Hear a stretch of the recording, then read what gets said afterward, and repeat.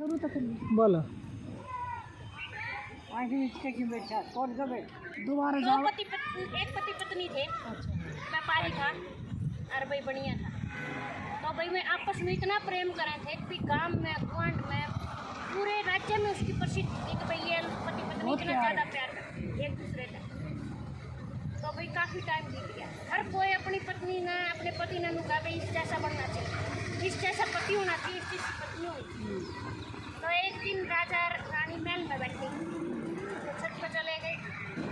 बैठे बैठे चांद को निहार रहे हैं दोनों। तो वे कह रहे कि देखो पूरे राज्य में कैसा सन्नाटा है और ये एक मसाल कहाँ जल रही है। तो रानी ने कही एक तो भाई व्यापारी के घर पे जल रही और वे देखो मसाल की उसमें पति पत्नी बैठे हैं।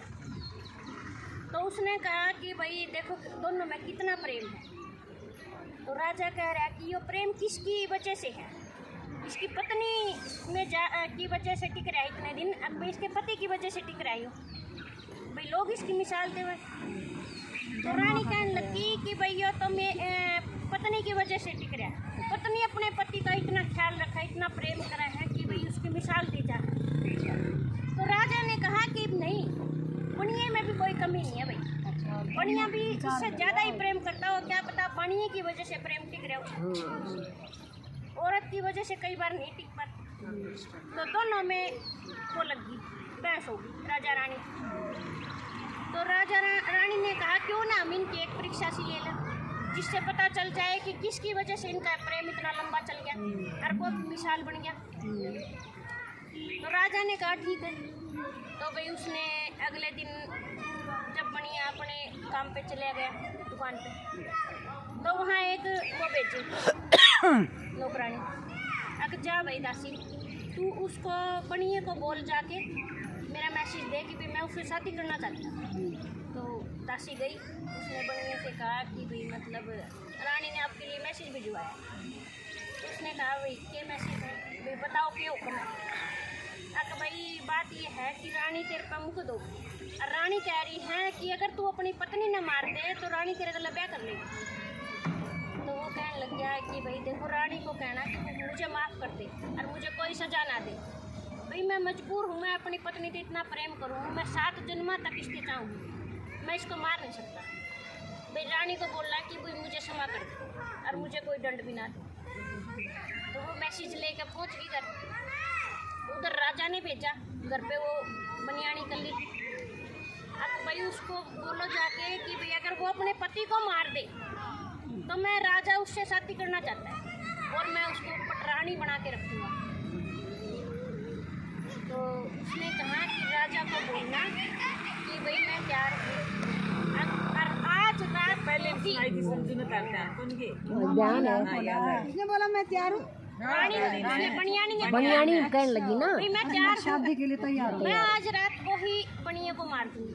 अच्छा और निशानी ये होगी कि भाई जो लो सारी रात जगती रहती ना वो लो पूछ जाओगी तो भाई समझना बनिए मर गया।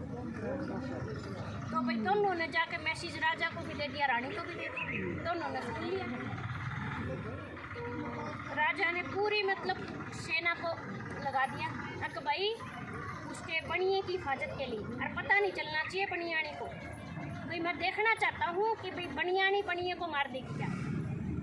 तो भाई रात को जैसे ही वे बैठे हुए अपनी छत पे बैठे, वो अपनी छत पे बैठे वैसे ही और रानी और राजा देख रहे अब भाई मतलब ऐसा ना हो कि भाई सैनिक पहुँच ना पाए और बनिया मर जाए। तो भाई उसने बैठे बैठी ना और उसके चक्कू से गर्दन काटी, बनियानी ने बनिए की गर्दन काटी और भाई उस लो पे उसे टाइम गिरा दिया। जब तक वह सैनिक ऊपर पहुँचे इतना काम हो चुका है।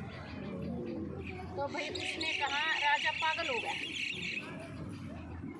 उसको देख के राजा पागल हो गया कि भाई औरत का कोई विश्वास नहीं, औरत कभी भी धोखा दे सकती है और भाई सब औरतों से नाम और निशान मिट जाए। तो भाई राजा ने कहा निकल गया अपने उस राज्य से, भाई मुझे तो औरत जात से ही नफरत हो। भाई बनिए ने इतनी बड़ी बात कही कि मैं 7 जन्म तक इसके लिए यही मेरे पत्नी रखना चाहता हूँ। और भाई इसने एक शपथ नहीं कहा कि भाई मुझे तो मतलब इसने कहा कि भाई मैं पटरानी बनने के लिए इसको उसी टाइम ख़त्म करूँ। तो भाई उसने चला गया तो वो देश चले गए। घूमे राजा, राजे को कहीं शांति, और टाइम देखा तो उसको और ज़्यादा घृणा हो। तो भाई उसने क्या किया, उसको एक फकीर मिल गया। फकीर ने कहा भाई तू इतना परेशान क्यों घूम रहा है, मैं तेरे को कई दिन से देख रहा हूँ। राजा को मिल गया फकीर। हाँ, राजा को फकीर मिल गया। तो राजा को फकीर मिल गया तो उसने कहा भाई तू क्यों घूम रहा है, मैं देख रहा हूँ कई दिन तक तू मतलब बहुत परेशान और घोड़े पर क्यों इधर घूम रहा है, क्या दिक्कत है।